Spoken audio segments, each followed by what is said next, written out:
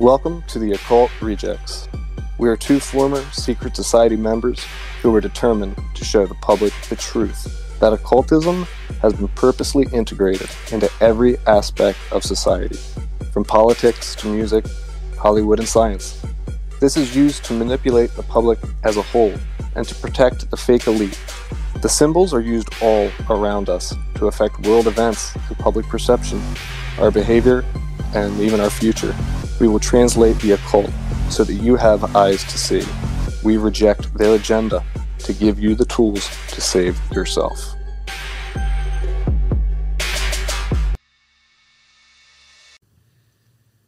Hey everyone, welcome back to the Occult Rejects with your hosts Lux and the NY Patriot. And today we have the pleasure of having a very cool guest on by the name of Vincent Field. He is a spiritual practice mentor. He's got decades of experience with meditation, astral travel, lucid dreaming. He's written a really great book that's done incredible on Amazon. So thanks for coming on the show, Vincent. Appreciate it, man. Oh, yeah. Yeah, for sure. Thanks for having me. Yeah, I thought it was pretty cool. It's like I said to you before, someone who wrote a book actually hit us up. I was like, fuck. All right. And it did. So it went number one in 3 different categories, right? Spiritual self-help, out-of-body experiences, and occult astral travel. Yeah, it did. It really took off. Good for you. Congratulations, man. That's awesome. Yeah, right. Thanks. So first of all, I guess let everybody know where they can find you. Oh, yeah. You can check out my book on Amazon. You know, just you do a quick search, astral projection, and my name, Vincent Field. It'll pop right up. What about social media? Anything like that? I'm pretty quiet on social media. You might better. So I would just refer everyone to Amazon. Gotcha. Cool. So what got you, give us a little bit of the backstory, right? Like what got you into the occult? How did you even get to there? Started, yeah. You know, when I was young, teenager, 14 years old, I was really interested in the occult and, paranormal stuff. And I was on the internet one day, and I came across that's how it all starts, the idea. right? I was on the internet one day. The deep web. I was on this website, and they were talking about out-of-body experiences. And at the time, that was a totally new concept to me. But it was so fascinating, and I just wanted to try it. So I was able to find a method to do it, and within a week, I was able to leave my body, and I just kept practicing that. Damn, that's fast. Yeah, and it's funny that it happened to you so young. I think that. It's just really funny in this community. I hear that over and over again. Is it's like, you know, we grew up watching certain shows or something captivated us about the occult or paranormal, and it's just something that you kind of sticks with you, you know. Yeah. Yeah, for sure. Not that I don't want to screw you up too much with going into what you were going to go into, but like when you had this experience within a week. Were you using any music or anything like that, or any sounds? You know. No, I had no kind of audio aids. I was just thinking of gateway projects. Some meditation. Like, maybe there was some tones going on that helped with your experience. You never know, you know. Right. So I was just asking, you know. Sure, I have used that kind of stuff over the years, but not in the beginning.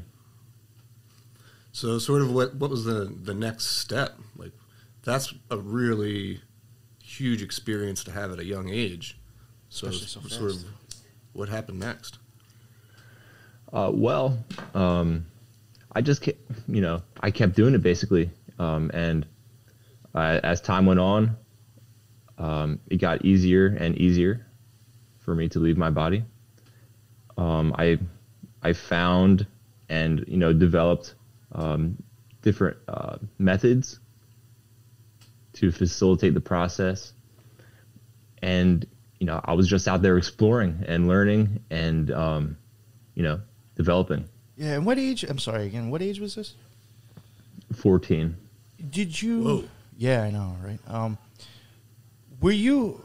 I'm just honestly, if you don't mind, like when you had these experiences, did you like question yourself or think something was wrong? Like, that's a young age, in my opinion, to have those experiences, and I could see maybe a kid having those experiences might get scared or think they're just nuts, or like maybe that was a dream. Like, did you even question yourself at that age? Like, what the fuck is even going on? Or since you were trying to do it, you already knew what was going on and it didn't freak you out. You know what I'm getting at? Right. Yeah, I've always been pretty open-minded, especially to the idea of there being, like a spiritual reality and, more to life and more to this world than just what we experience here in this life. So, I mean, I never really questioned like my sanity or anything like that. Well, that's a plus. The nature of the experience, it was different. It was different, from my normal waking life, and it was different from my dreams too. So I knew it wasn't a dream. Was it something though, like when it happened, you were like, "This is something I know I can't tell everybody, or they'll think I'm nuts."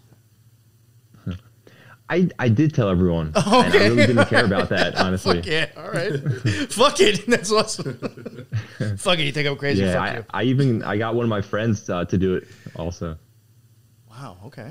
All right. That's pretty wild. No, but I mean, my parents were a little concerned, honestly. But, oh, you told your parents? Yeah. Oh yeah. I did. Wow. Okay, that's impressive. My mom is still concerned to this day. Aw, that's sweet. So, what were those first experiences like? So, after you were able to leave the body, where did you go? What did you do? What did you see, experience? Something makes me think of some like strangest things type shit here at such a young age. Sorry, I just find this very interesting that it's so young too. That's a huge. Sorry, go ahead. Okay, so before I directly address that question, I think it'll be best if I explain a little bit about the context of these experiences, just so like everyone understands exactly what's going on here. So when you leave your body, your consciousness, it leaves your physical body and it travels from the physical dimension into higher dimensions of reality. And these higher dimensions are commonly called the astral dimension. And really the astral dimension, it consists of like a multitude of different dimensions. It's not just one dimension. It's like an entire spectrum. And it's similar to how there are different frequencies of light, and we can only perceive like a limited range of these frequencies. Yeah. And like the rest of the light spectrum, like infrared and X-ray and microwave, like they're invisible to us. So like these higher dimensions exist like in that same way. We can't perceive them right now, but when you have an out-of-body experience, your consciousness shifts into these higher dimensions. So I think that's a good point that you do mention though about the spectrum of like light or vision. Like that's why ghost hunters use thermal cameras and all that other shit, is because we see such a slight part of the spectrum of color and light. And I think I agree with what you're saying with that. And I even think I've thought myself, you would probably know better because you probably have more experience with astral travel. But I do feel like that's almost kind of like a bridge to going beyond bigger things as well. Yeah, for sure. So the question of like where I was going, well, like I said, these higher dimensions, or you can call them non-physical dimensions, they exist in like a spectrum. So the closer the non-physical dimension is to the physical dimension, the more similar it appears to the physical world.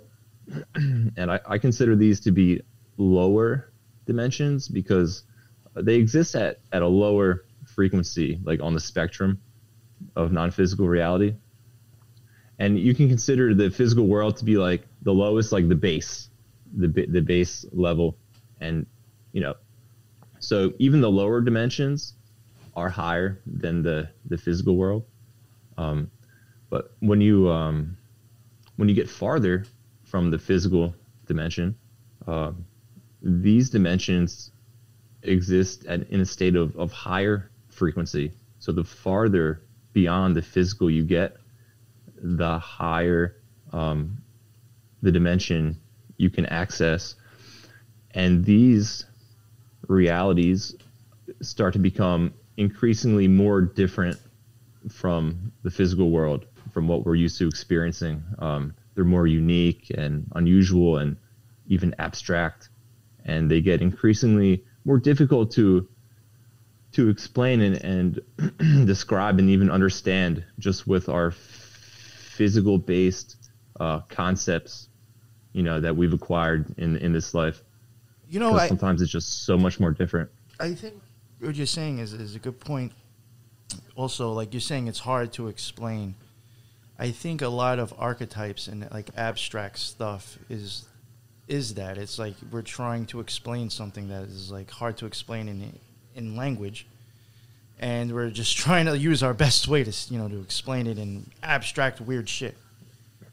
Because it's almost like from experiences that I've had, it's like you can't really nail it down in language exactly what you experience. So I think a lot of occult and a lot of archetype and abstract shit, I think a lot of that is trying to maybe explain those types of things, experiences. Yeah, for sure. And so when you start astral projecting, it's most common to project into the lower dimensions in the beginning. And as you develop, through experience and practice, you begin to access these higher dimensions. So, over the years, I was able to like penetrate deeper and farther into the spectrum of non-physical reality. But in the beginning, I would project into dimensions that pretty much looked very similar to the physical world. There's one other thing that I want to explain before going further, which is the energy body. Okay, so when you astral project, your consciousness transfers from the physical body into the energy body. And the energy body, you can call it like the spirit body or the astral body, but it's basically like a non-physical body. And this non-physical body is actually integrated with your physical body during your normal waking life. But, when you go to sleep or when you have an astral projection, it separates temporarily from the physical body. And your consciousness basically transfers into this non-physical body. And basically, it consists of pure energy. And so you navigate the astral dimensions, basically contained within this energy body. And there are different levels of energy body, just like there are different levels of non-physical reality. It gets pretty complex. I don't think I could do it justice explaining it right now, but if you read my book, I go pretty into depth into this. And even like in the higher dimensions, you don't even perceive a body anymore, and it's like you're just pure consciousness. I wanted to ask you, when it comes to astral travel, you mentioned separating. I've often wondered about that too. Do you think you're like untethered, or do you think that when you're astral projecting, like you're still like part of your spirit, soul energy, still tied to this body, but a part of you is out there, or do you think you're completely removed? From your experience, or what you think? I just want to know. Yeah, it's pretty complex, this phenomenon, because actually what happens is your consciousness kind of splits off. And so you have an aspect of your consciousness that is still in the body. And then you have other aspects of your consciousness which are out in non-physical realities. And I've experienced on several occasions being aware of more than one of these aspects of my consciousness, at the same time. And it's pretty interesting thing to experience. Must be a But mind fuck. Yeah. So, through experiments like that, I've discovered that, like some people say when you have an astral projection, you leave your body as like an empty shell, and maybe it can get possessed by some kind of demon or something. That's not true, because you don't actually leave the body. It's like your consciousness almost like fragments. It splits off. And it's not like a partial consciousness. It's like your full consciousness, right? It's almost like a reflection of your consciousness. So, yeah, you're never actually completely like separate from the body. Yeah, I was, because me and Lux have even, I probably, just talking together and probably on the show, I think we have said, like, in my opinion, I have always thought of like astral travel. You're still like kind of tethered to yourself. Like times where I guess I would say maybe it was an astral traveling experience. It's like for me, it's kind of like I was still witnessing myself. I was I was there.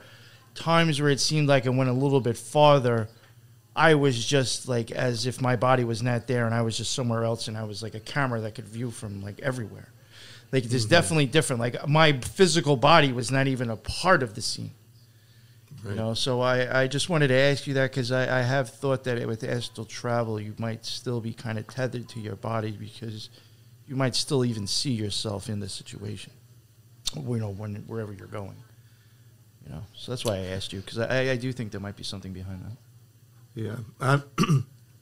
One thing that's been weird for me, too, that I've experienced during astral travel is that I feel as though I've been aware of a body that I could see that didn't look like me, but I knew that it was me. It was weird. It's like a different version of me, if that makes sense. Yeah, and was this body like out in the astral dimension? Like you were occupying that body? I remember feeling physical sensation in a different, and then looking through like a reflection and seeing like a mirror effect, and knowing that this is like this body I was inhabiting, whatever it was, but it wasn't my body. It wasn't the way I look, It was like a different version of it, slightly different version of me. Gotcha. Yeah, I've experienced something similar to that too. Which got me down like a whole rabbit hole. Are there different versions of me living in neighboring or alternate dimensions? It's like we just skip through different realities based on our consciousness or mindset. Yeah, for sure. What's also interesting that reminds me of is that during some experiences you will meet with friends and family who are not your friends and family from this life, but they're absolutely very close to you from some other level of reality, and you can experience this connection, and it's real, but they're not from this life.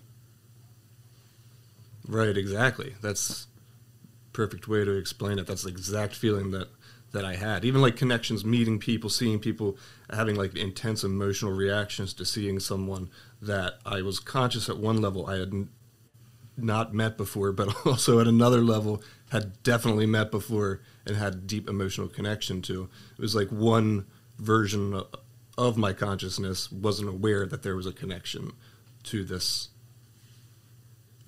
other group of friends and family until like during this astral travel. Yeah. Like I said, it's very complex, and the nature of who we are, and reality, it's just like mind blowing, and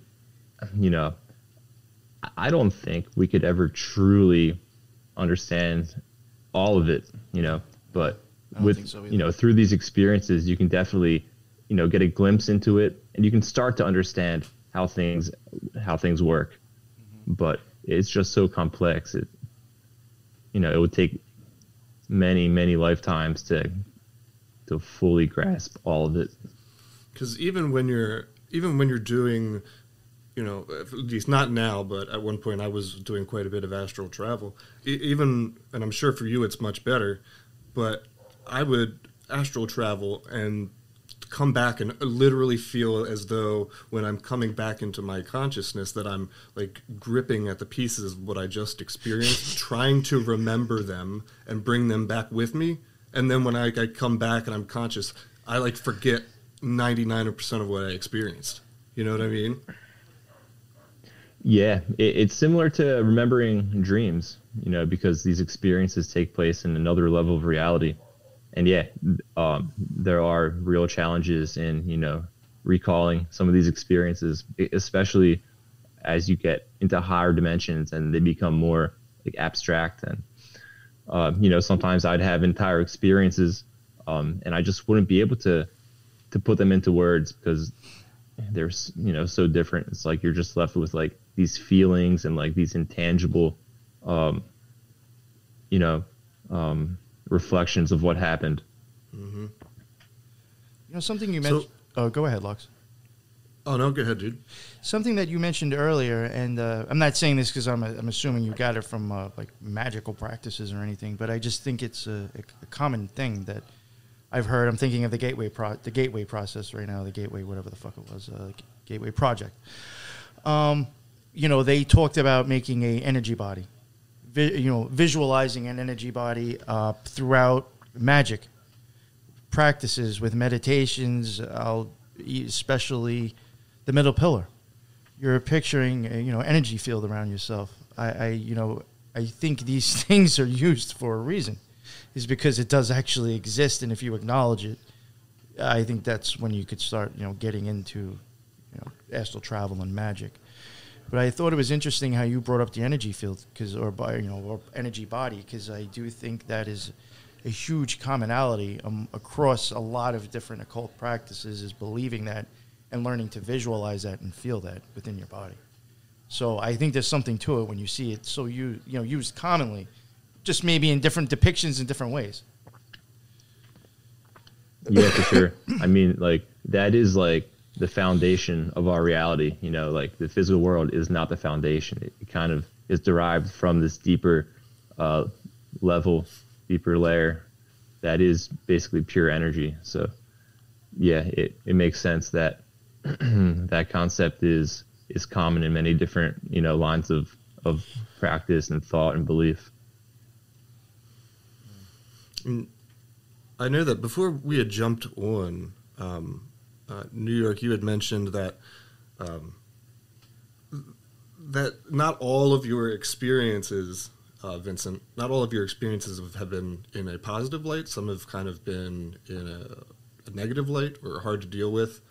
When you've done certain astral travel. Can you talk a little bit more about that? That's really interesting.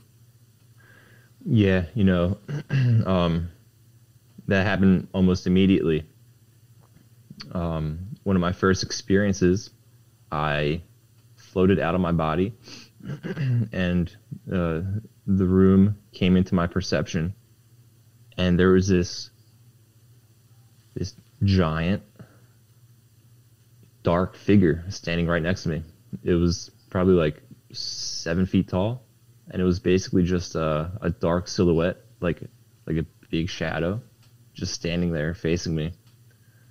And I think this was maybe my second projection ever. And I was just like, oh, I was shocked. I was terrified. It was the scariest thing I'd ever seen at that point.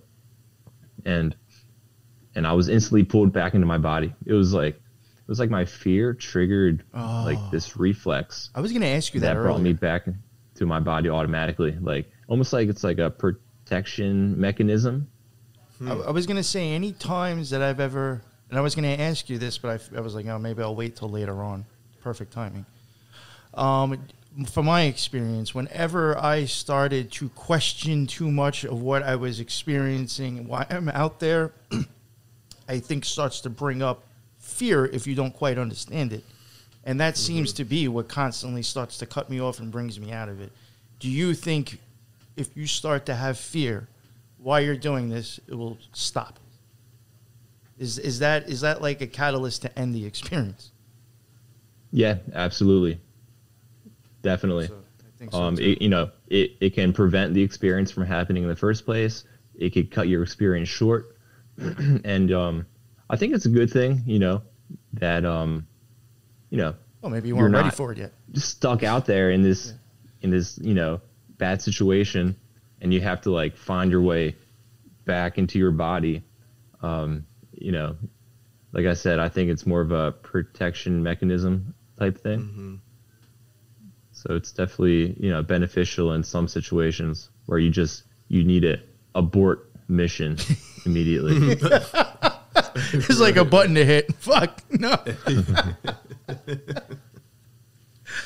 But that's, I think you had mentioned something earlier that just made me think of the idea of fear with this, and I wanted to ask you because that's my experience. I do think fear can either stop the experiences or cut you off.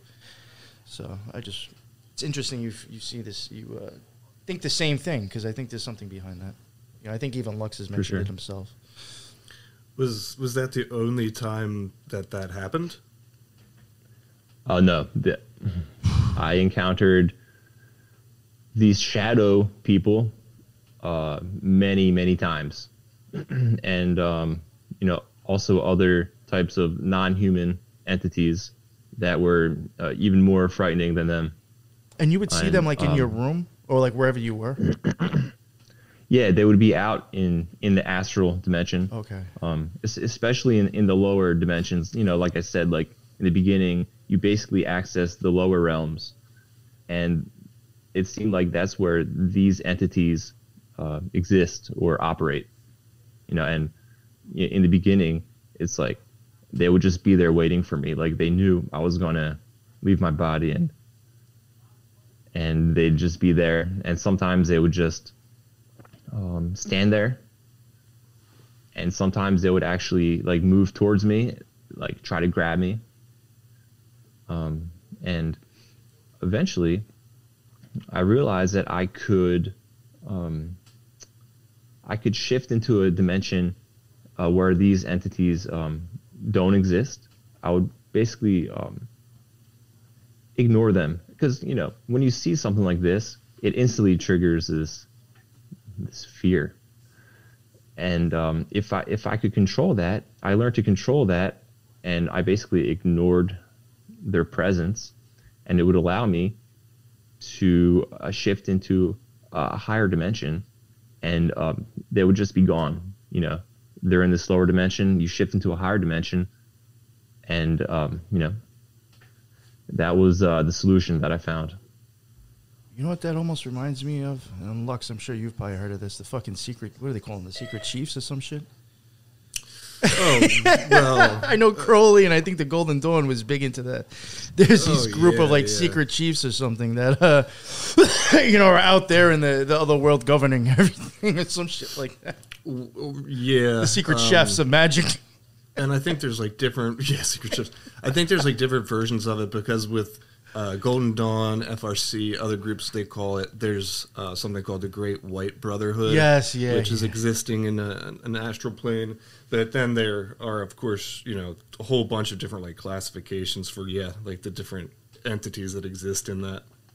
And not to get off topic, it's funny that you even mentioned the Great White Brotherhood, because I've heard of that too.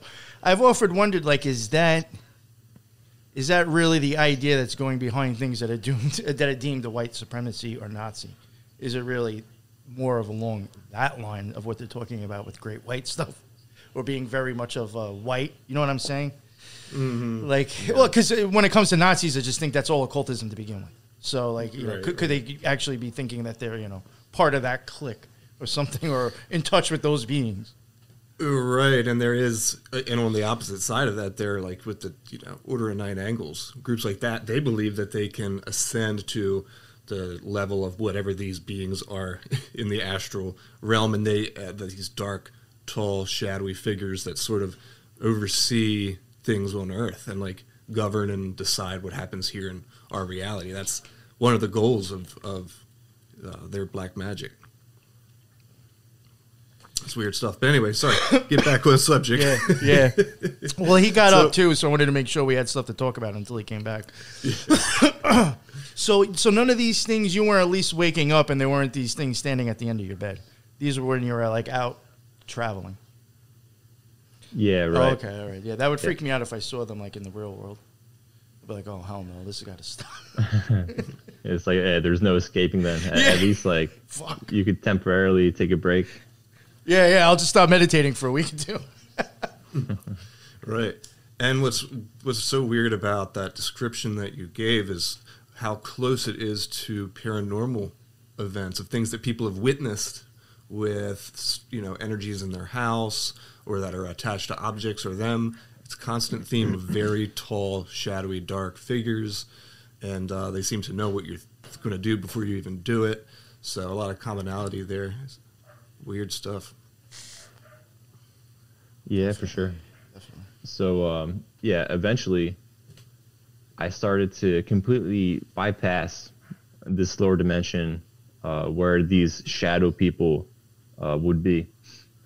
And I stopped encountering them, but I began encountering entities that were a lot more frightening. And these entities looked like aliens, like a typical alien, like a big head, gray, small skinny body, big black slanted eyes. Oh, you're talking to Lamb. Like the gray aliens. Crowley's boy Lamb. Right. Yeah. Uh-huh. And one of my first experiences with these aliens was during an out-of-body experience. I was out flying around the astral dimension, and I seemed to be attracted to this one house in the distance. Like something was like calling me there. I don't know why, but I went into this house and I'm looking around, and suddenly there was this alien there with me. And its head looked like a giant bug, almost like a praying mantis or something. Oh, shit. And what was weird about this experience was that it seemed like I experienced missing time, because suddenly the alien was gone and I could tell that time had passed. It was like I knew something happened with that alien in that house. And it was like my memory was either blocked or like erased or something. It was like I just couldn't access it, but I knew it was there. And, I always had this bad feeling when I would try to remember, like something inside of me, like knew something happened. But, to this day, I'm not sure what happened, but this first experience was kind of like, like my introduction to these entities. And then they started coming at me hard, like harder than those shadow people. I would shift from my body and they'd be just standing around my bed. Sometimes they'd be like bent over, like looking like directly in my eyes, like face to face. And these things were face to face. Were nasty. Like they radiated with this energy. It was almost like sinister. Like I could sense like they were evil almost. And I know it wasn't me like projecting this expectation, because I didn't have this expectation, it just started happening. Yeah, it's not like your intentions brought this upon, or at least that's how you felt, right? Right, exactly. Yeah, I know what you're saying. Yeah. That's a good point to make, though, at least. Like, that wasn't where your mindset was to make that happen, or at least that's how you felt. Right. So that is very, very bizarre that you just told that story, because I have a reoccurring dream. I told NY about it not long ago because he popped up in this dream, but it's very similar to what you just described. I see this white house in the middle of the woods, and I'm, for some reason, attracted to it. I go in, very similar events to what you just described. There's a feeling of trying to run away and escape, but it's impossible. Like, doors don't work. stairwells like melt, like weird stuff. It's like it tries to keep, like it was trying to keep me there in this house. And I've had that dream so many times. It's like when it's about to happen, I just sort of like brace myself for it because it's like, oh shit time, you know? Now it just could be a very similar dream, but that's shocking to me. And it would speak that sounds pretty crazy. A very weird language that was like almost impossible to understand, but weird stuff, man. Yeah, that sounds like straight from a horror movie. Yeah. Isn't I know our Lexi needs a broomstick. I know our boss lady from Discord is in our chat right now, and she did mention, and I know I've heard of it too. Maybe you know, I have heard of like supposedly alien races that look like praying mantises.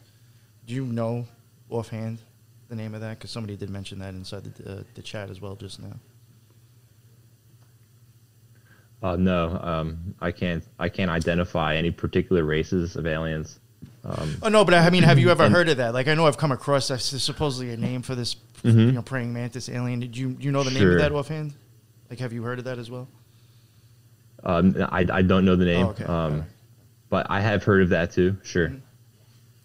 Yeah, and I think a lot of times when we're talking about aliens, really, I mean, we're calling them aliens, as in they're coming from another world, like far off into space, on a spaceship that travels to Earth. And so I think a lot of times when we talk about aliens, we're actually describing these interdimensional beings. We just don't understand. We just think they come from space, but in truth, it's from neighboring realities, dimensions. Yeah, I agree totally. And that's been my experience. I mean, these entities, I mean, I call them aliens just because, you know, our society, our culture, you know, we identify that type of being, this being that looks this way, as an alien. But yeah, in reality, they exist, they operate in these other dimensions. And so you said interdimensional. I would agree with that. You know, I can't say if they also exist like in the physical dimension, you know, another planet or something like that. You know, maybe like us, like we're here in the physical world, but we can project into these other dimensions. So maybe they do that, or, you know, maybe some of them only exist out there in, you know, non-physical realities. It's hard to say, but what I'm certain of is that they're definitely out there in the astral. And what's interesting is that a lot of aspects of the alien abduction phenomenon are actually really similar to astral projection experiences. And it makes me think that at least some reported abductions are actually types of astral projection experiences. And the person probably just doesn't have the experience and the discernment to realize, like, I'm out of my body, because a lot of these experiences do feel real, you know. So without that experience to discern, like, you're out of your body or, you know, you're in your body, it could seem just the same. Mm-hmm. You know, there was a recently I had watched, and I don't want to take up too much time with this, and I do have a question for you too. I'm very interested in that. I don't want to forget. Recently, I don't remember what show it was. I don't even know how it got on. It just happened to be on my TV, and it was like some kind of like paranormal UFO type shit. And people, I think I even tried to look it up, and I really couldn't find much on it to even like see like other testimonies about it. But they were talking about, like, I think 3 people were in a car and like witnessed, they thought, like a UFO, but then they all woke up like out of it inside the car. And they were like, what the fuck just happened? But like and they all saw the same thing. But the weird thing to me is the way they showed it on the screen, the way they described it to me, is almost the same thing I see every time I start to fucking, you know, either astral travel or have some wild experience. For me, I see a lot of the same visual effects before that happens.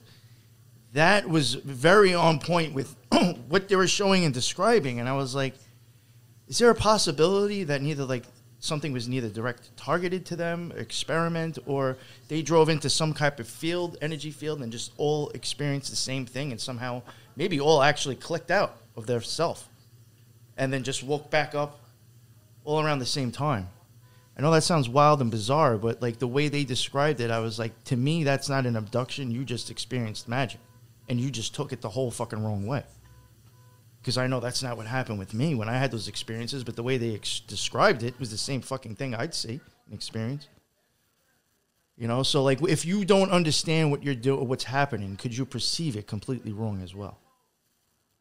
You know, especially when you don't have anybody there to tell you what just fuck happened. You know what I'm saying? Yeah, for you sure. know? So that Definitely. now will lead me to the question that I did want to ask you. For me, and I know I've explained it before, and Lux has, we kind of have different experiences. His is more of a doorway, mine's more of a circle or whatever. When you have these experiences of astral travel or whatever you do, is there any type of visualization you see in your mind's eye before all this stuff starts to happen? And is it a constant thing? Is it sometimes this happens or sometimes that happens? Like, does any of that happen for you? Well, there's no recurring or constant like visual phenomenon. There are at times you can enter this state where you basically see types of hallucinations in your mind right before projecting. But for me, usually, I'll be laying down, my eyes are closed, so I'm seeing just the blackness behind your eyelids. And a lot of times what happens is that blackness, it becomes almost like an entire dimension, and the blackness becomes like blacker than black. It's almost like a 3D perception. It's commonly called like 3D blackness. Oh yeah, I know what that. Yeah, it almost looks like a water or like a. Yeah, I know what you're talking about. Like a 3D blackness. That is wild. Yeah. So that happens sometimes. But usually, my eyes are closed. As I shift out of my body, I begin to perceive, to visually see. Oh, I think maybe he froze up on us. Enters my consciousness. Oh, there he is. But yeah, you mentioned like a doorway or something. Any experience? It's like. Yeah, sorry. I think you just glitched a bunch of times right there, but I think we got everything you said for the most part. For me, I could say with the black, when you're talking about like blacker than black, that for sure. That's how like I know like all right, it's kind of almost a kickoff for when I know like what's about to come is when I get to that point, and then it does normally come with. And I hate that I use this as an example because I don't want people to think I just take shit from David Lynch's movies and make stuff up. But the atomic bomb part, really, in season 3, I think episode 8, when it's showing a lot of... I can't hear you guys. I don't know what happened. Can you hear us now? Can you hear us now? Because you are glitching a lot. Hello? Yeah. Well, I don't know. Maybe they'll have to come back. Leave and come back. I don't know. Lux, you can hear me, right? But nothing changed. Yeah, I can hear you. All right, so it's maybe his connection. Telling you, dude, as soon as we start talking about the good shit. Yeah, right? As soon as we get into the deep shit, we have problems. Mm-hmm. Are you okay now? Your video seems to be working better. Can you hear us now? You're not stuck anymore. No, damn. Maybe. Like, what sense does that make, man? What sense does that make? Like, that he can't hear us, but we can hear him, but then, like, it glitches out. Like, that, it's weird. Like, he couldn't hear us at all during any of that after he first glitched out. Yeah. I'll send him another link. Hopefully he'll come back. Yeah, I do know, and I guess, I could ask you, I've probably heard you say it already, and it's just I don't remember, but when he talked about the, like, and I think I've even used it. I think I used it as a sample. It might even be in my Freaky Fridays or something that I've used. I took a sample where they talked about the blackest of black. When you have that experience, Lux, Do you have that experience of like where the black really, when your eyes are closed, the blackness that you see is really blacker than like, I don't know. It's hard to explain, but like when he said it's blacker than black or whatever, I knew exactly what he was talking about. It almost starts to look like a fucking wave, like a black ocean. Yeah, and I think that's exactly what it is in occultism when they talk about crossing the abyss, right? Another word for that is, the great expanse or the black waters of the abyss, Even like when we were covering, what was it, I Pet Goat? Yes. And, the Jesus figure is in this pitch black tunnel, and it's like this blacker than black look of like this water around him, and then he emerges into almost like, more symbolism of the Scarlet Horror and transition between like dimensions and astral planes, You know what I've even thought as a mind fuck? It's like, what if it is really only black? But let's say at that point you're actually starting to open up your pineal gland. What if that is just light shimmering on black to make it look like a wave? Mm-hmm. What if it's really not a wave at all? You know what I'm saying? That's some wild shit that I thought of, but that I even think that could be a possibility. Is it really moving, or is it just light giving me the thought that it looks like it's moving?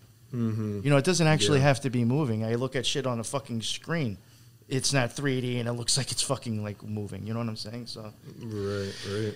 It's just a weird thought. But since Vince is back, we were I was saying before, from my experience, I said I have that black is black experience, and then almost as if I start to get like these almost clouds or bursts of colors kind of going past me. And I was referring to, I think, Twin Peaks Season 3, Episode 8, when the atomic bomb drops. I think, I could be wrong, I think that's what Lynch is hitting on, just overdoing it as usual, and showing that effect. And then eventually I would see like almost an eclipse down at the end of it, and like almost like a tunnel starting to form, but like spirally. And then if I allow the sphere to start to glow and open up from the bottom to the top, once it fills up, that completely takes me somewhere else where I do not see my body and I'm somewhere a lot farther. Mm-hmm. That is almost a constant for me. So that's why I had asked. And I have heard of other people not having constants, and some people do. I was just wondering, like Lux is a door, mine's circle, but it's almost kind of the same experience. I was just wondering if you had that. But no. Yeah, that sounds pretty interesting.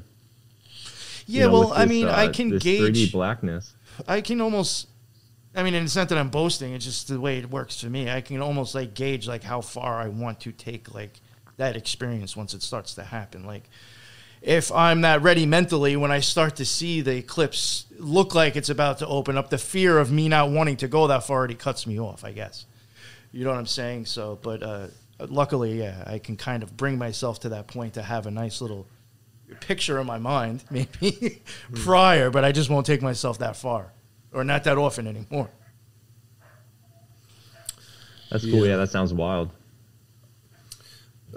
Something I wanted to ask real quick, Vince, that I just thought of based on what I just said is, there's a lot of the same themes or reports of this very similar imagery between those who take DMT, right? It's this experience of going through a tunnel, and then the visuals that they see, like they feel as though they get skyrocketed. There's tons of blackness that opens up into a point of light, and then they're while they're on DMT, they experience interacting with different entities from different dimensions.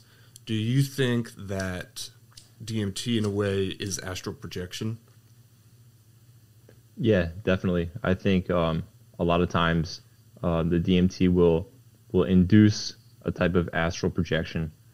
And yeah, I think when you're on DMT, you're out there, you're experiencing other realities, and I don't think it's just some hallucination. I think these are real realities, just like you would experience during an astral projection. You perhaps it'll even take you farther than what you could experience naturally through astral projection, especially if you don't have a lot of experience with it. I think the issue is that you lack that control that you have when you're doing it naturally. You know, you're kind of just along for the ride, and there's not much you can do but just go with it. So when you said further, can you go into that a little bit more? Yeah, like further as in like higher dimensions, like deeper levels of reality. You know, in terms of like that spectrum of non-physical reality that I mentioned, right? So like, let's say you have astral projection, you project into one of the lower levels. Well, if you drop like massive load of DMT, you're probably going to blast off into one of the higher levels. I'm laughing because somebody was saying that's what they call it in the chat. Somebody mentioned blasting off. So it's funny you just said it too. So is it, do you think, I don't want to use like the word good or bad, but do you think there could be potential harm? Like if you've never had any experience with astral projection and then you take a shit ton of DMT and you're blasted somewhere else and you don't have that fear mechanism that brings you back, you're just, like you said, along for the ride. Yeah. Could it be harmful? I mean, it could definitely be traumatizing for sure. As far as like doing physical harm or like lasting, you know, psychological harm. I'm not sure. I don't have any experience with that personally. I've heard a bunch of different people who've gone like beyond their limit with that, and for the most part, they seem to be fine now. So, yeah, got a couple friends kind of similar to that as well. Yeah, I have Sorry, go ahead, Lux. No, what'd you say, Emily? I was gonna say I have. I will listen to both of our shows, actually, mine and the Occult Rejects. But the listener that we have actually lives like 20 minutes away from me, and he was like basically offering me fucking free DMT, and like I really didn't like, because of the whole fact that you're kind of stuck along the ride. I'm not willing to like. I feel like the whole fear mechanism really probably wouldn't work, and just technically might make it worse. So I wasn't really down for it, you know. But I could see how, like, in my opinion, I don't think that stuff's needed.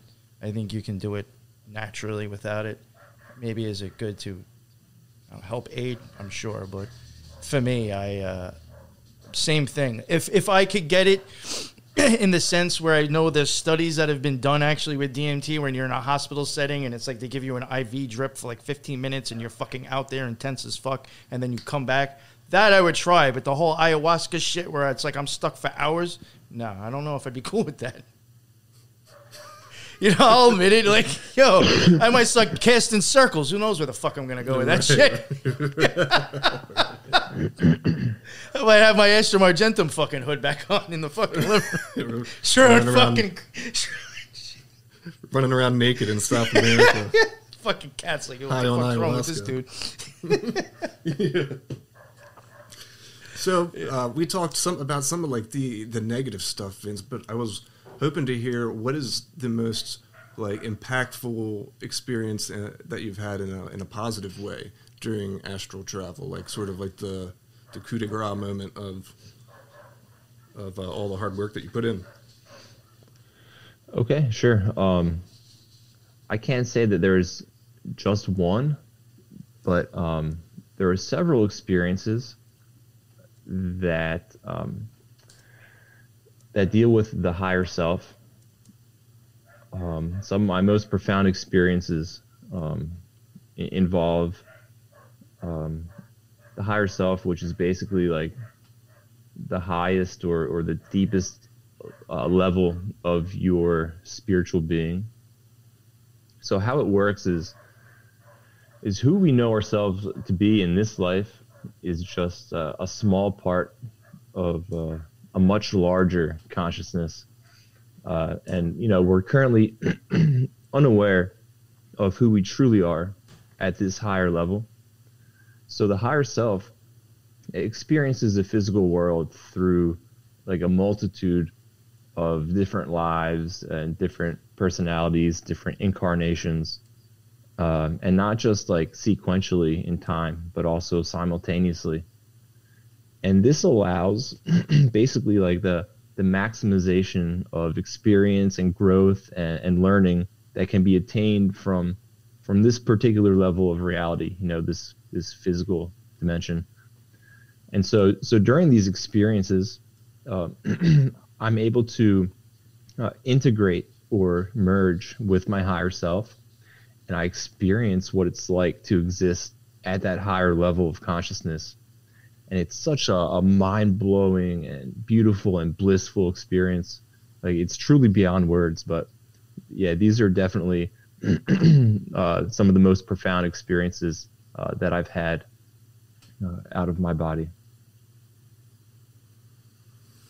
Wow. Again, so much of that NLI like exact occult principles as well. Integration of information from the higher self through meditations and doing the work, Yeah, before I think Lux kind of was like, was talking about trying to bring shit back with you or like try to remember memories. And I hate to, I almost like the way he explained it better than the whole phrase of downloads because I hate that just sounds so fucking cheesy to me. But when you have these experiences like you're talking about, like these good spiritual experiences and ones that just enlightened you, do you feel as like after the experiences, like all these like ideas kind of start like fluttering into your mind, and like it's almost like inspiration to like, it's hard to explain, but like it's almost like an enlightenment, but like it's still after the experience, things are starting to make more sense, things are starting to click in your mind, and it's starting to like almost become a reality in itself, what you experienced out there here now. Yeah, for sure. There's like you even just seem to like know more as well. Like things that you might have been confused about in the past now make sense because of an experience. And so that would be enlightenment, I guess, or knowledge. Yeah, right. Yeah, usually with these like higher level experiences, there's an aspect that I can immediately like put into words, and I have clear memory. and there's another aspect of these experiences which is more like intangible, and that kind of comes in more of like intuition and this feeling like something like has shifted or changed like within you, and it can be a bit hard to describe. And I think that comes from this aspect of these experiences, which is really transformational, but on like a deeper level than we kind of have access to while we're kind of like linked with this body and the brain. But yeah, it's definitely given me some pretty profound insights into the nature of who I am, who we are, of reality, and things like that. Yeah, it's just there's times when like I would say, I think when we covered the Scarlet Horror, I mean probably like that was a 5-part series, and I think just from like when we were covering the topic, I don't know if it was just like kind of just pulled me out farther towards like magic and shit, but like during that time I did have some pretty deep meditations that were pretty fucking wild, and it was just a weird experience too. Just it was a weird time, and but that did give me a lot of inspiration to like make like 3, I think, out of the 5 intros that I made, and like it was all like at the same time. Like I think I was like making all 3 of them like at the same time. Already had like the idea of the progression. Like it was a lot of weird shit. Like after my experience, like that shit only happened because of like an experience I had in a meditation. I wouldn't have made those intros if it wasn't for that, and I felt like it was like that whole idea and the whole like what I was trying to do was all like very much inspired from experience. Actually, it's really hard to put words into it, but I guess what I'm getting at is that like sometimes with these experiences, it gives me like ideas to want to try to create or express that experience, and it makes you like inspired to do that somehow. Mm-hmm. that's whatever, awesome. whatever I agree with medium, that. whatever medium you can do it. There's people that are in this channel, this chat right now, that, in my opinion, they're understanding of this, and they have all different ways of showing that in the art that they do. You know, to me, I can see a language being spoken between both of us just in the art that they do and my understanding. You know, and that's fucking weird. You know what I'm saying? But, like, I think a lot of people actually do that. You know, I think when people have, like, you wrote a book. You know what I'm saying? That isn't done overnight. That takes a lot of fucking time and attention, inspiration. You have to have an idea of where you're going with this. You know what I'm saying? That takes a lot of attention. And doing other things, I think, like, that's why sometimes art might be looked at as so, well, you know, or amazing piece of art is because there was so much passion and inspiration behind it. That's why it actually looks nice. It's because someone spent fucking time on it. You know, that's why these big, great things were made sometimes, maybe, is because people of that mindset maybe was doing this art or building these things. And like I said, long and drawn out. I'm just saying, like, I know for me, a lot of times when I have positive experiences, it does give me this, like, inspiration to try to create or reenact what I experienced and to show it to other people, I guess, or explain it. Man, creation is like a fundamental aspect of like who we are, you know, of consciousness. And so it totally makes sense. Like, when you access these deeper levels of consciousness, these deeper levels of reality, you get more in touch with, like, the true fundamental, like, nature of who you are and what reality is. And a big part of that is creation. So yeah, it totally makes sense. Yeah. Just wondering. But Yeah, that's a really good point to talk about that. I mean, because, you know, again, like we talk about all the time on the podcast, you know, the whole magic stuff a lot of times is misrepresented. And so, you know, the public thinks that magic is one thing, and in reality it's something way different. But if people were to sit down and really do those types of meditation, you know, that's real magic. You're bringing that creation into our reality. You know, that experience that you had, you experienced it, you're expressing it through a medium of art, you're literally manifesting it into this realm. And integrating things of those experiences in your own mind that make you a much better person because they give you clarity, even in the ethereal of things that you experienced during that meditation or astral projection. It's like they get integrated into yourself, you know, pieces of the puzzle start to come together. So I think that's really a good point to put it too. Like, some of the experiences that I've had, like the really good ones, I guess, like, for me, after the fact, I felt like I understood myself more. I felt like I understood maybe reality more, or what I think reality is. And I feel like that I understood God more, a little bit, just a tiny bit, you know, a little bit, another notch. And I think that in itself is just, like, so, like, kind of amazing. It kind of just even gives you this feeling of, like, wanting to express that thing that you just experienced yourself. Mm-hmm. You know, so yeah, and you know, and things, and something I had wanted to ask you, Vince. I've had bad experiences before, and I know you explained it as like a visual, I guess, of just something really kind of creepy. Like you said, you had an ominous figure, really, basically there. Like that's different than other experience I've had, but like I've had some where it wasn't so much. It wasn't so frightening, I guess, but I would think it's just that the experience just made me have to question reality, or my belief of reality at that time. I had to question it so hard that that's what made the experience bad, because it was actually frightening to have to realize maybe I've been believing lies, or to really admit to myself what I think is life, or what the fuck is really going on. Like, I guess sometimes maybe you might be shown things that you're not really ready to see yet, or your mind wasn't completely ready to understand yet, and that can kind of make it a little frightening or uncomfortable or bad. Do you ever have, like, for me, I've had experiences like that. Have you ever had experiences where maybe it wasn't good because it kind of rattled you, it shocked you a little bit, it shook you to the core, and you had to reevaluate your beliefs? Yeah, for sure. This directly relates to these experiences that I've told you with, the shadow people and the aliens who would stalk me, basically. Because at that time, I didn't believe in demons. I didn't believe in negative spirits.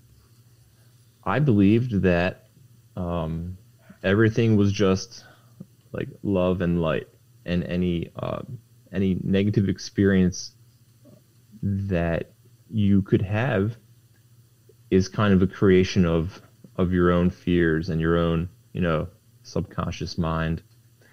And through these experiences, I realized that I was wrong, and these entities do exist out there. They're independent. They're not just creations of my mind. And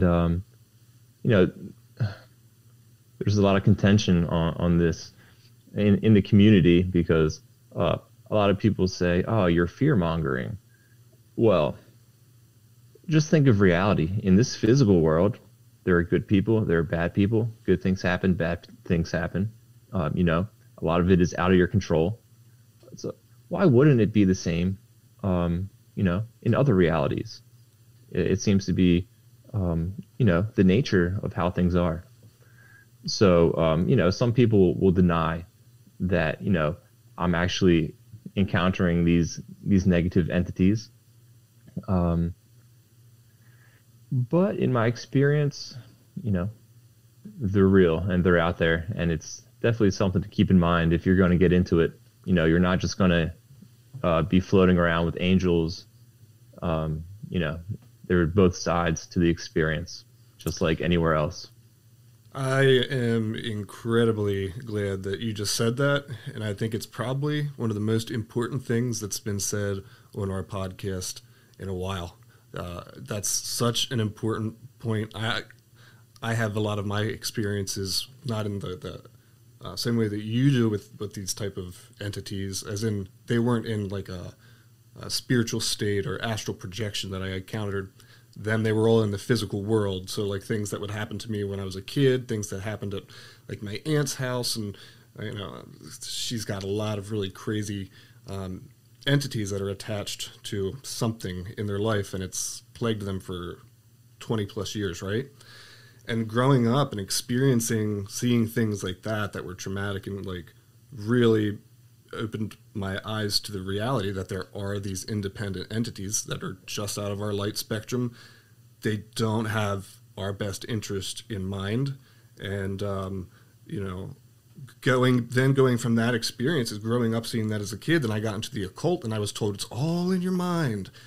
These things don't exist. When you think of demons, the demons are within your own mind. It's just such a good point, because both of those things can be true at the same time. We can have demons in our own mind, negative thoughts that like are not good for us, but that there are separate, independent entities. And even if you look at the Gateway Project, right, one of the safety procedures before you astral project is that you're putting this shield around you, and you're envisioning this shield that's impenetrable and that nothing can harm you.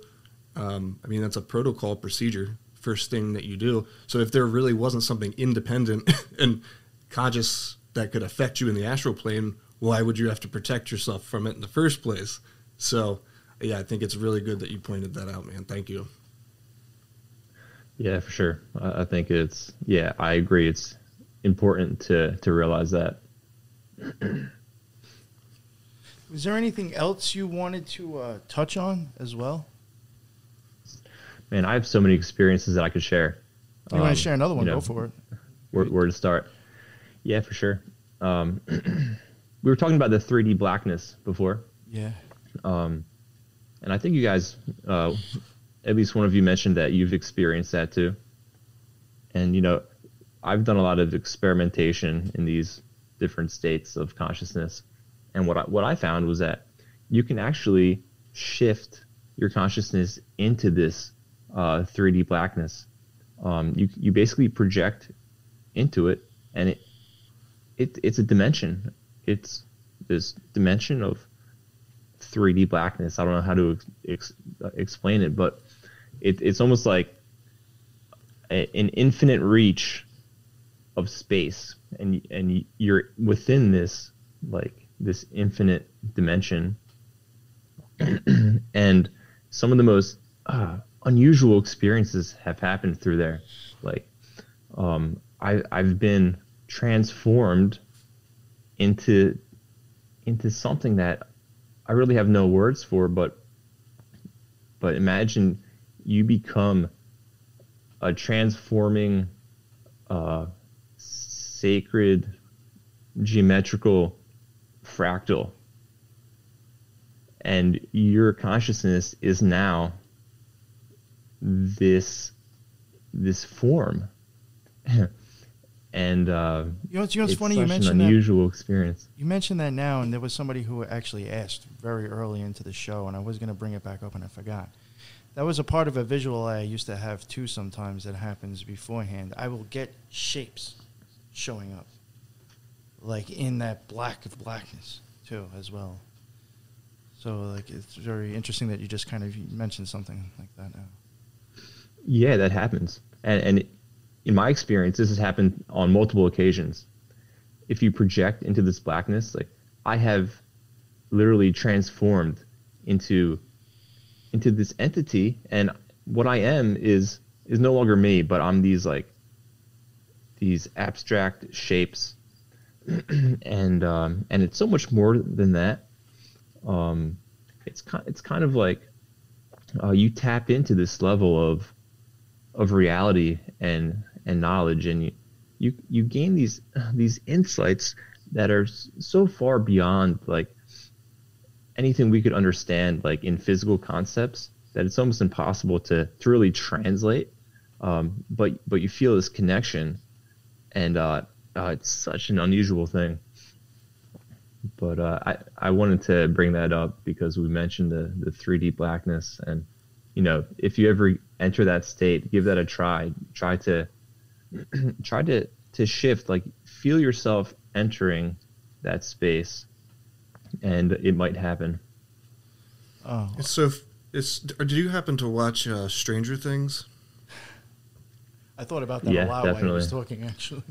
You remember anytime that 11 is going to astral project, she gets in the tub, closes her eyes, and then she finds herself in a giant, endless black space with a very like a watery floor.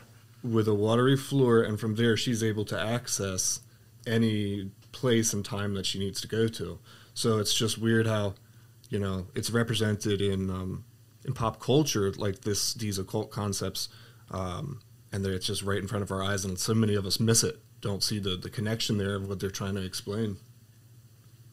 Yeah, I also have a question for you, Vince. The question earlier was this person, I guess maybe from their experience, and they're asking if you've had it.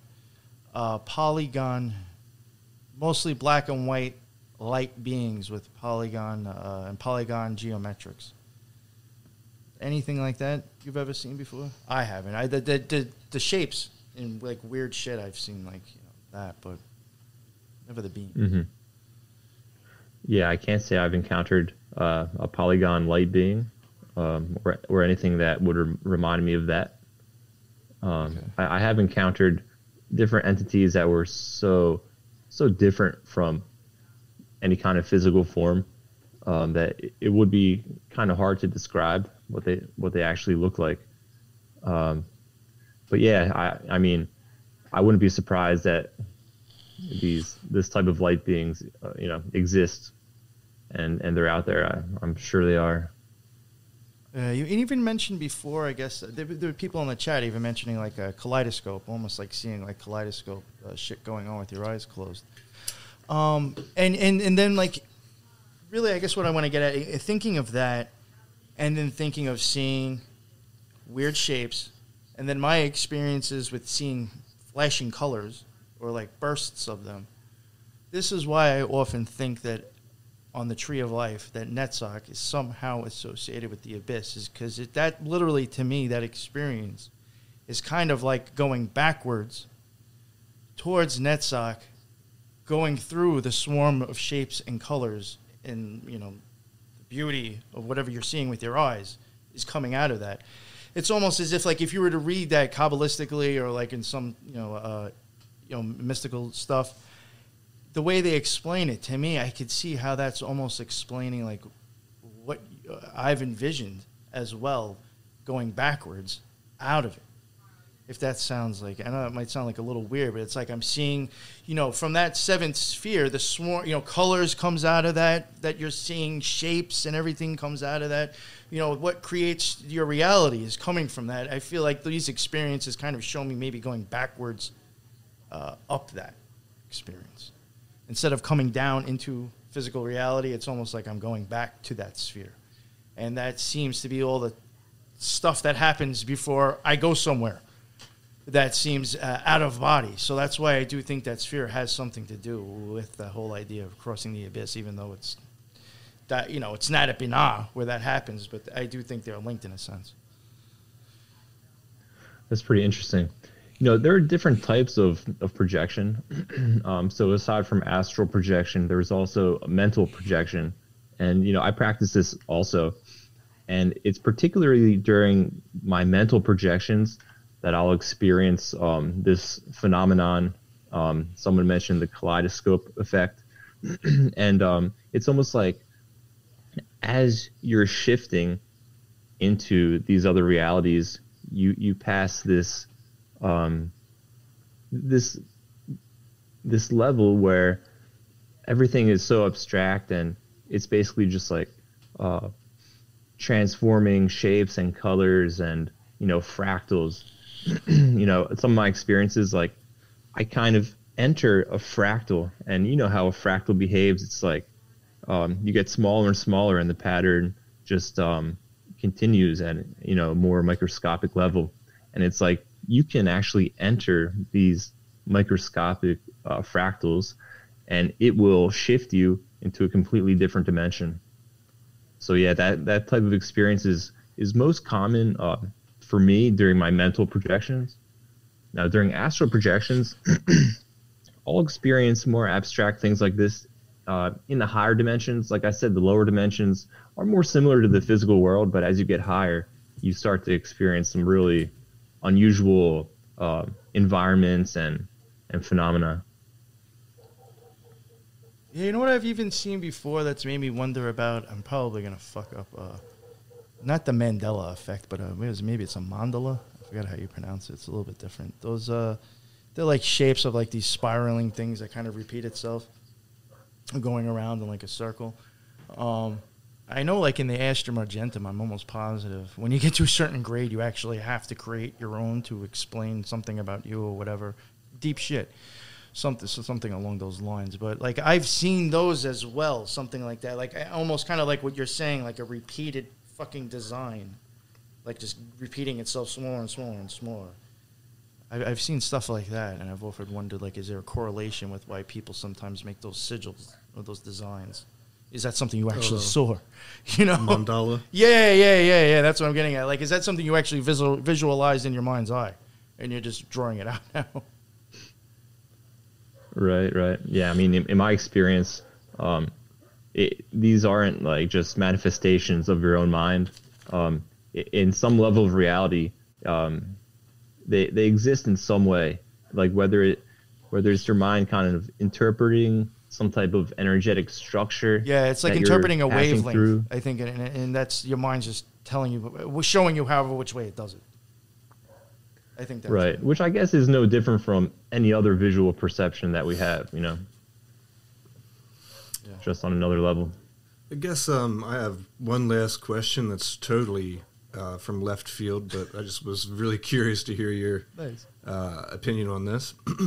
So, been doing a lot of reading of this book called The Ancient Secret of the Flower of Life by Jucolo, some crazy author. I can't even pronounce his name right. But he's talking about how he believes that that the pyramids, if you look at the pyramids of Giza, that the shape and their alignment to star systems and patterns, Yeah, you look at the lore of the Egyptians, where they believed in parallel dimensions. You know, they believed upon death, the soul enters into another dimension. The portal is through Orion. After the soul enters the Milky Way, it goes through the Orion portal. That's like what their mythology points to. Do you think that there is a connection between astral travel and the pyramids? And if so, what? You know, yeah, I think the pyramids are really interesting, and I do believe there's some kind of technology, you know, built within them, and you know, perhaps they themselves are a piece of technology. You know, yeah, I wouldn't be surprised. I mean, I think I have this idea. I'm not sure where I got it from, but certain rooms or certain areas within the pyramids. Well, the pyramids were constructed with this type of technology that kind of produces a type of frequency, a type of energetic effect.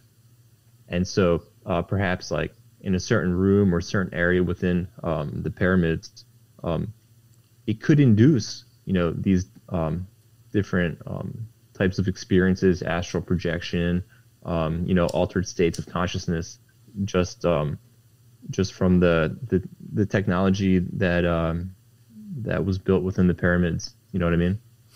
Right. That's what I was wondering. Like, you know, is it because of its shape, because of what it's made of, its position, geolocation?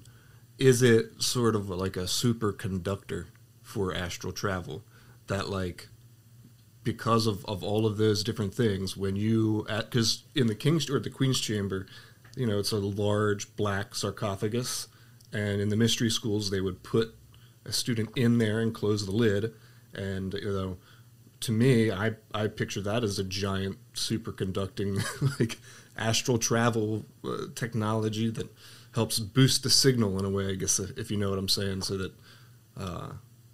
maybe it helps the process. I don't know. I'm just curious to hear what your thoughts were on it. So, yeah, for sure. I mean, in terms of my astral projection practice, a lot of people have asked me over the years, like, "Oh, have you seen the pyramids? Have you, you know, projected to this place or that place, you know, on Earth?" And the thing is that once you're out in non-physical reality, the physical world seems so like mundane in comparison with what you can potentially experience out there, especially entering higher dimensions. There's really no comparison.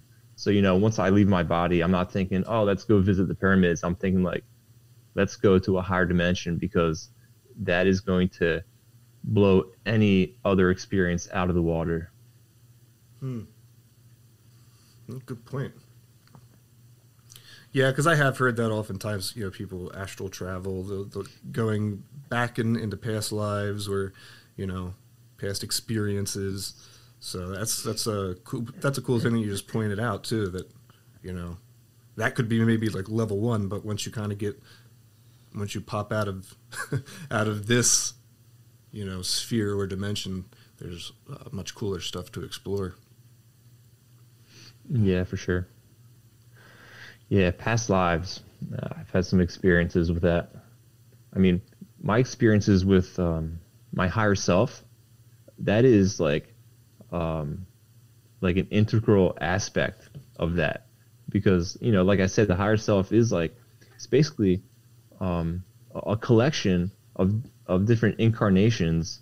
And it's not the typical idea of reincarnation where, you know, you die and then you're born into another body and that one dies, and it like that cycle. But it's like these are actually completely separate individuals, but at this higher level, at the level of the higher self, you are actually one with them. Like you share this higher level of consciousness, but you're kind of split off at the same time, like in these lower levels. So, you know, I have experienced myself as being all these other people, right? But what I understood from that experience is that it wasn't actually like me, who I know myself to be, like in another body at another time. It was someone completely different. But I am one with these people at a higher level, if that makes sense. That's basically the realizations that I've come to from these experiences. Like a Russian nesting doll. You know? Yeah, in a way, sure. Like one within, like smaller until it gets, bigger and bigger and bigger. Right.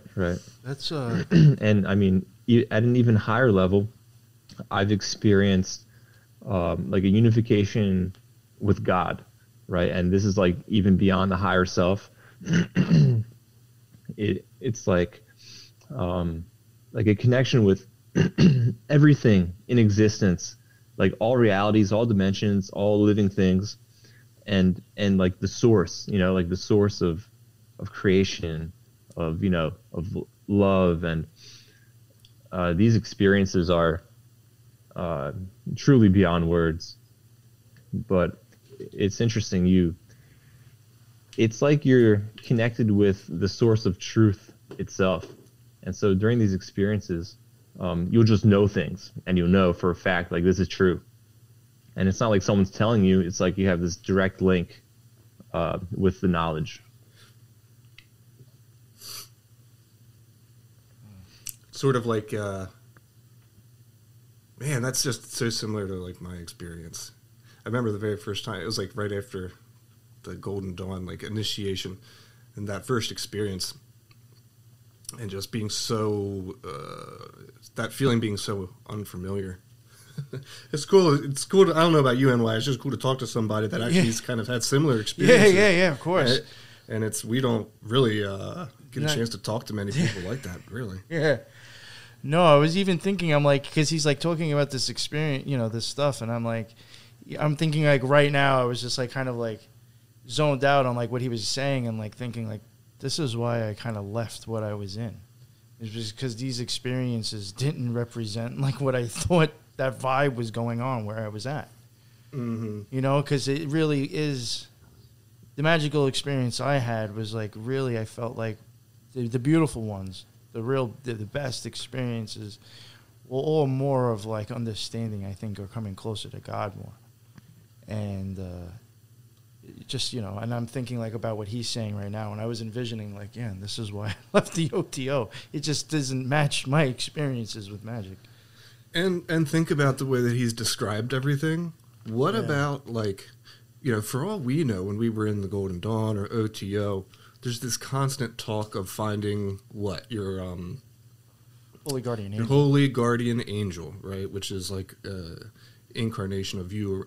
Who knows what process that they understood that they were trying to get us to do, that maybe that's not a Holy Guardian Angel, and some type of occult magic that might not be a positive thing at all for the practitioner, I've often thought that idea is even more misunderstood, to where it's not like I thought a good version of it, of if you want to think of like the HGA or doing like the Abramelin ritual, would probably be a dark circle or something like that, a dark song.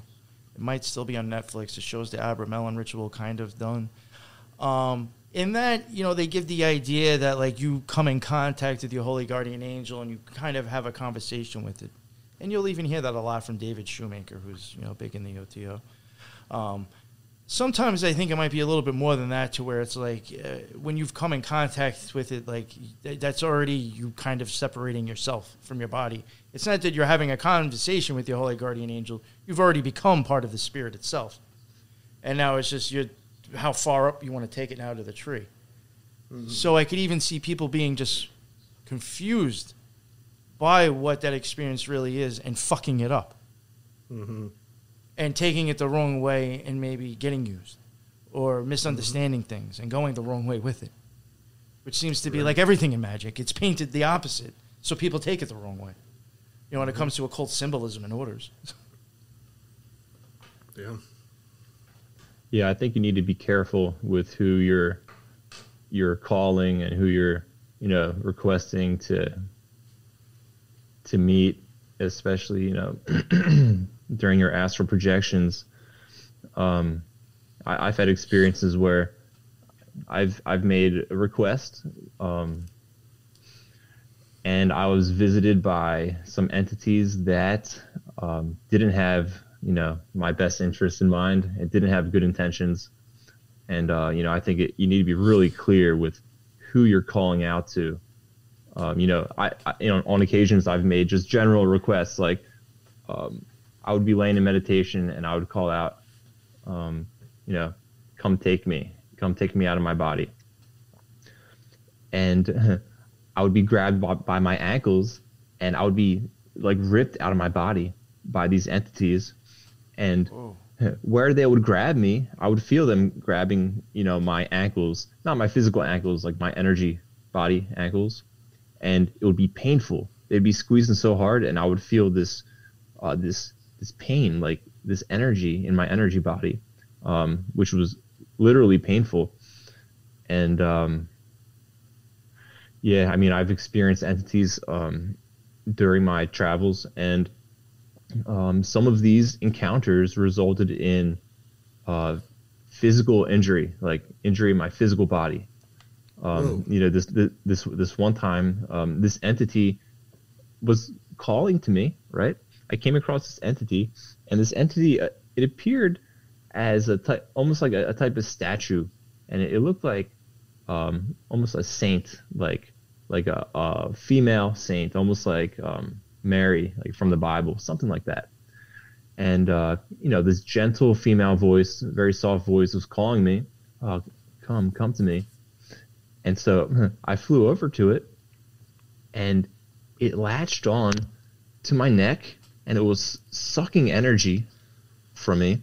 Oh, and it was super painful during the experience. But not only that, after the experience, I eventually was able to break free, but I suffered a severe neck strain in the same exact area the next day.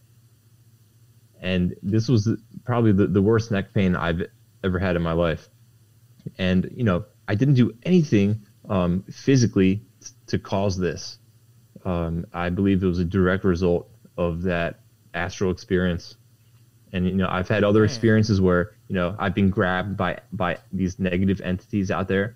And back in my body, I would feel the pain, like a lingering pain in my physical body.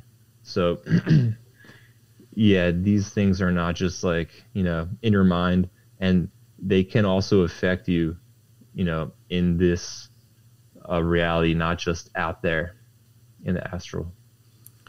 So, yeah, especially if you give them permission, like it seems like, you were doing by making certain requests like that, and it reminds me of the succubus. Right, the occult archetype of the female sucking all of your energy out. You met one in the astral plane, man. Yeah, I think when we had somebody on for the Gateway experience, I know we had I forgot his name already, Justin, and then we had a fan on, who I think emailed us recently too. It might be Albert, could be wrong. Whatever his name was. He had mentioned the experience of like a succubus type of thing too, like being out there, from using the Gateway experience tapes and like meditating to those. And I guess, he seemed to, from his story, I think, I believe he probably astral traveled with that shit at least. I think he even brought up a succubus like type of scenario as well.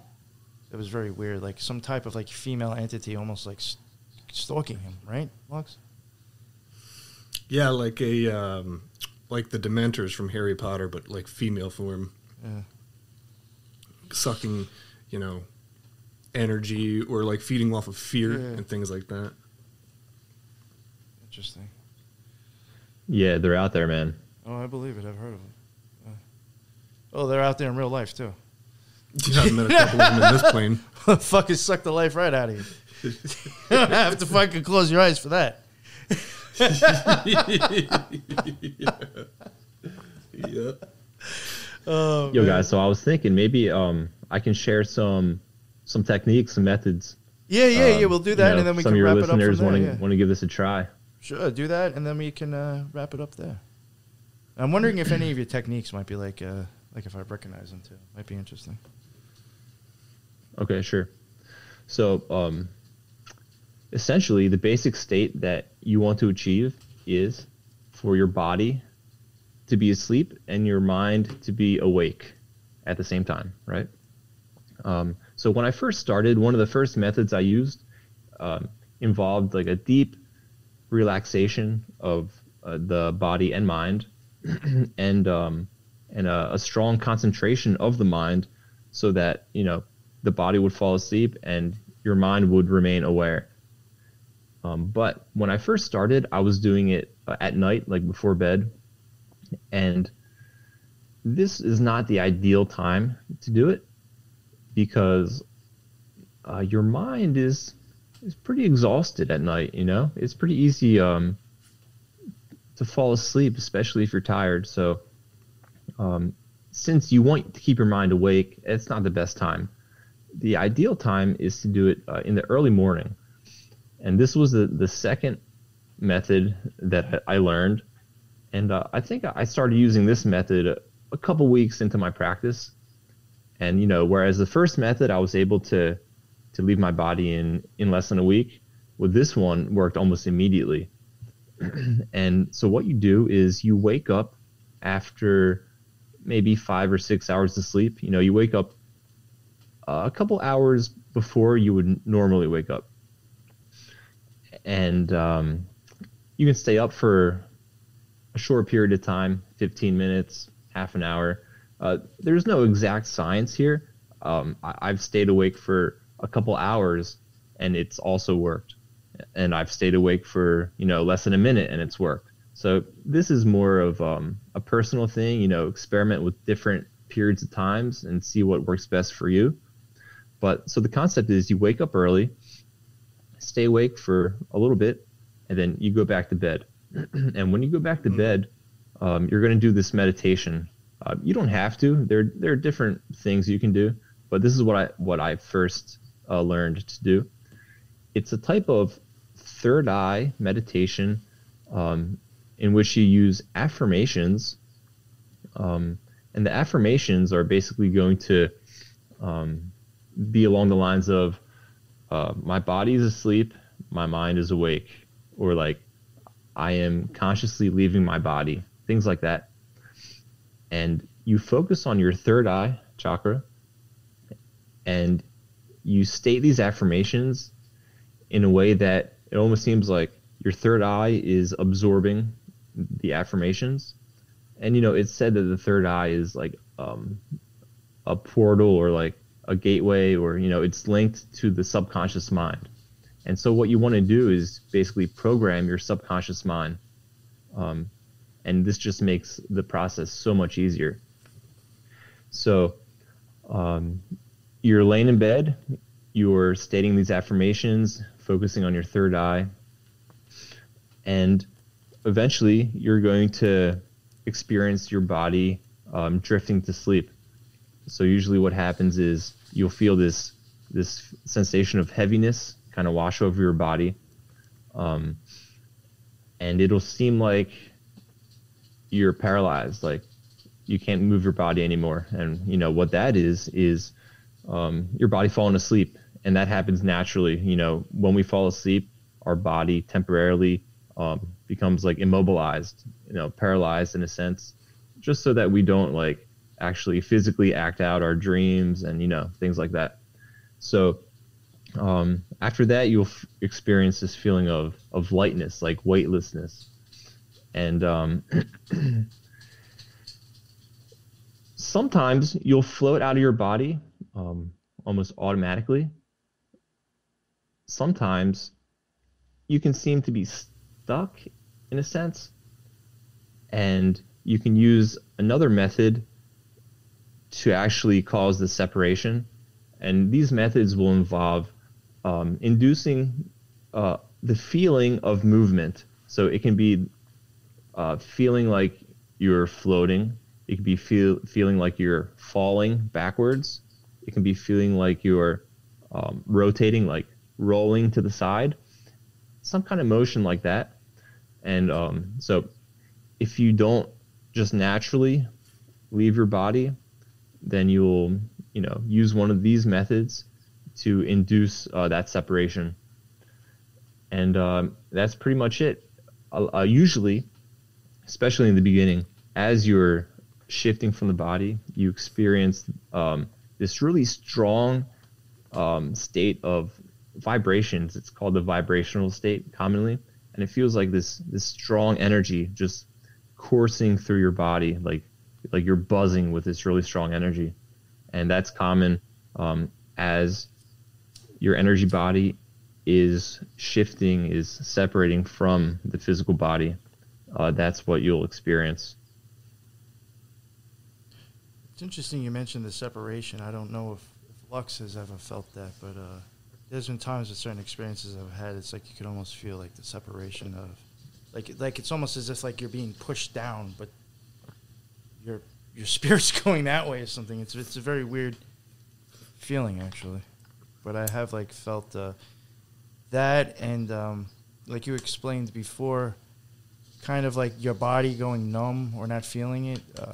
At times when I have specifically thought I was going to try to have experience like this, there's times where I would even meditate and try to like visualize my body and actually make it disappear, and try to bring the energy only up into my head and make it seem as if everything just disappeared in the blackness in my vision, with my eyes closed. So I see similarities too with that. I think that's pretty cool.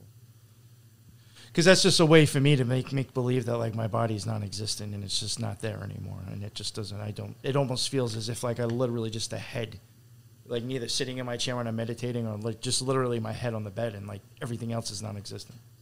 It's very fucking weird. Yeah, for sure. Yeah, that works too. I mean, there are ways you can kind of trick your body into falling asleep. And even trick your mind into making your body think it is. Yeah. I think that that's a lot of. I think that like when I do that, it's just a mental technique for like my body to like my mind to like manipulate my body into actually doing, I guess, what I want. In a sense. Yeah, exactly. Oh. I mean, throughout my book, I basically detail all of the techniques that I've used over the years, and there are a lot. There are a lot of variations, a lot of different things you could do. It's good to experiment. Not every person is going to respond the same to every technique, so it's good to have like a nice arsenal. You try something, give it a good solid try for a couple weeks, and there's no progress. Maybe try another one. Maybe your particular, I don't know, temperament is suited to one and not the other. Yeah, sometimes things just vibe differently with people. So I get that for sure. Lux, over the years. Sorry, go ahead. Sure. Yeah, over the years, it gets easier, and your projections, inducing them gets a lot faster. Whereas now, I use this kind of trick where I'm able to leave my body just within a couple seconds. It's really important to learn how to become aware the moment you awaken, and especially not move. And if you're able to catch yourself just as you first wake up and you don't move your body, you can trick your body into falling back asleep almost instantly while keeping your mind awake, and you'll project from the body almost immediately. And it's so easy. It takes some practice, takes some experience, but after a few years, things will really pick up. Yeah. The crazy thing too that's really helped with me is with the position of my actual body when I'm in bed, or whenever I'm doing the meditation. Because I've noticed that if I have any of my arms crossed, my legs crossed, it typically makes the process harder. Yes, so I've noticed yeah. to make sure that nothing is crossed, and then at the very end of where my my ankles are, I move my ankles outward, not inward towards my body, and so it's hard to explain, but moving your ankles outward, so that your toes are pointing inward towards your body, and I've noticed that really, really helps for some reason. Probably just energy flow or something. I do think that there is a difference. From my experiences, I know it's like the cheesiest way to do it, but like when I meditate, I just do like the God pose.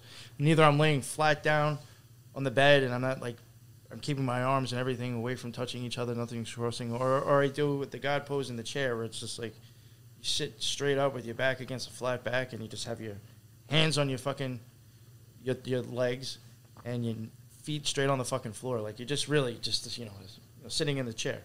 Straight as possible. Nothing's crossed. It's just sitting like that. I've had some fucking insane experiences. And I've noticed that if I'm sitting a different way or I'm crossed or I'm trying to do something else, I have noticed it's harder for me to get there. I don't know why, but Luck said that, and I was like, holy fuck, yes. That's the same thing for me. I think regarding the position of your body, it's important to not be too comfortable. For example, I sleep the easiest laying on my belly, right? So, if I'm face down, it's more difficult for me to leave my body because I'm so comfortable. It's more likely for me to just fall asleep. So I think for me, laying on my back is the most effective way, just because there's a slight level of discomfort, not too much where you can't get your body to fall asleep at all, but either on my back or on my side work the best for me in terms of my position. Yeah, for me, I noticed, like what Luck said, definitely saw a difference with positions. That was interesting. Yeah. Yeah, actually, there was a lot of stuff that you said that I could see. Just a bunch of small little things I could all see. I've kind of experienced in the same way. I found what you said very interesting. That comment by North Wander, belly sleeper. I've always wanted to do that, but can't. You and me both, brother. You and me both. I can't sleep on my stomach for shit, and I've always been jealous of belly sleepers, man. Because I really get I wake up really easy to any light. So I sleep on my back. The moment any light comes in the room, I'm immediately awake. So. Oh. Yeah. It's a gift and a curse, though, because, sometimes I'll be laying on my belly, I'll be sleeping, and I'll have my arms, kind of above my head. And for some reason, that position, it cuts off, the circulation to my arms, so I'll wake up, and my arms are completely numb. And sometimes I kind of freak out a little bit, because I can't get up. I'm stuck because I need my arms to push me up. I'm I'm flopping around like a fish.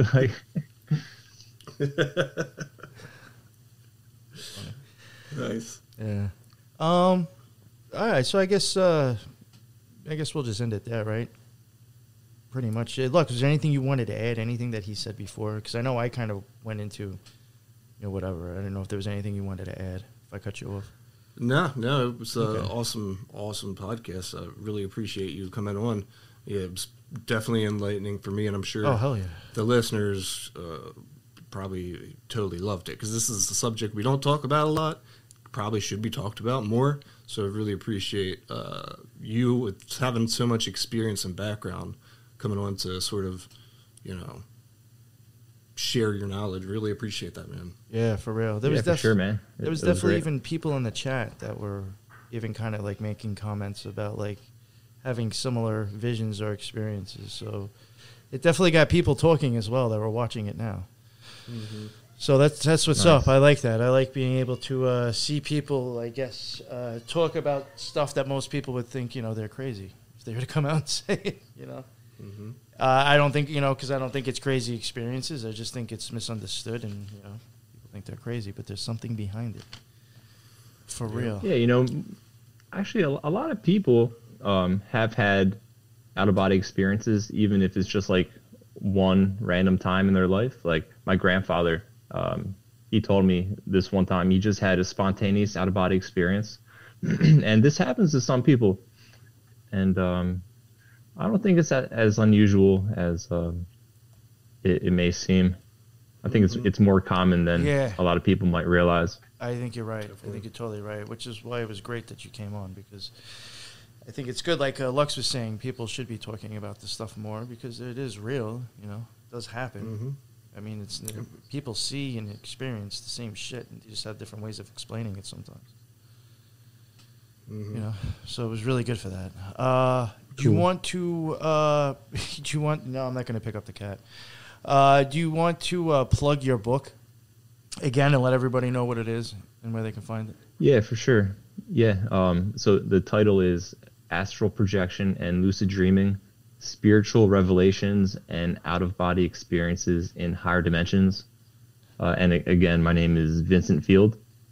And, you can find that on Amazon, paperback, Kindle, Audible, audiobook. It's in all versions. So, I mean, personally, I like audiobooks because, I listen when I'm driving and when I'm working out and, multitasking. Right. So if you're like that, you can definitely pick up that audiobook. Nice. Yeah, somebody in the chat already was saying they're going to grab it. So, my man, Eric. Nice. It actually seems like something that would totally interest him because he was asking questions. So, nice. Well, maybe we'll have to have Eric do a review. No, and there's a good chance we might have you on again because I'm sure there's more things we could talk about. So, down the road, was actually I could go on for another 10 hours. That's great. That'd be something that's cool to come back to because, like I said, there are other people out there who I think have had similar experiences, and it's good to know that they're not alone. So thank you for coming on and telling your stories and being open and honest too. I appreciate that. It's not always easy to just jump on a mic and say this shit as well. Mm-hmm. With a straight face and try to take yourself serious. I appreciate that, man. So sure. Vince's book, I did put the link already in the notes. It will also be in the show notes when this drops. Again, this will be out for like a week on Tor and More on the YouTube. Then it will come down, and then it will drop as a regular episode probably like a month from now. So if you're listening to this now and it's not live or it's been a while from now, his book is in the show notes anyway.